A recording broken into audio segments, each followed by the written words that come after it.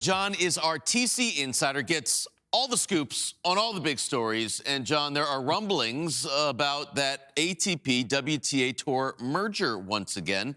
What is the very latest?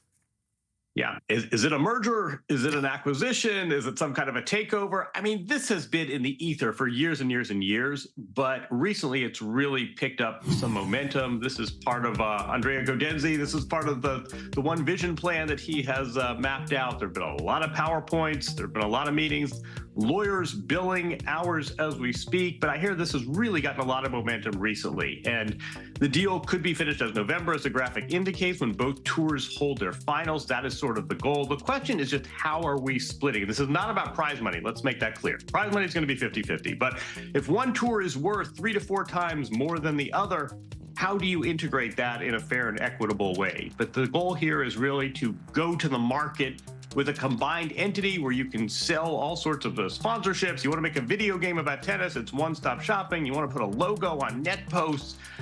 It really makes sense on a number of levels, but as we always say, the devil is in the details. The good news, I suppose, is that the details are really being attacked. And part of this is about this new media environment we're living in. You can go to market with one media product.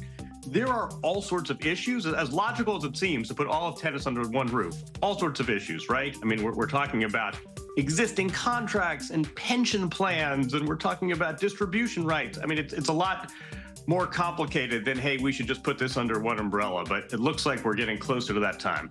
Extremely complicated, and that's why we've been talking about this for maybe 4 years now, that these tours are going to potentially come together.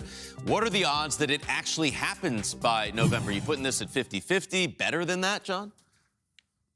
I think it's pretty good. I mean, I think there does seem to be buy-in, and there's a lot to work through, and both tours have their own set of assets. I mean, Junction wins Ascent, and the China market is relevant. The fact that there's Saudi money here. I mean, everyone is, the first thing they always say is this is not live golf. So we're not talking about a Saudi takeover, but there is an element of Saudi investment that both tours want to capitalize on. It seems as though the incentives are pretty aligned.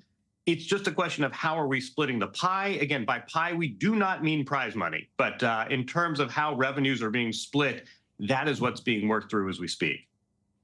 All right. Thank you very much, John. Stay tuned to John's social media. Of course, all of Tennis Channel's social media as well. We will have the very latest on if there is a deal between the two tours.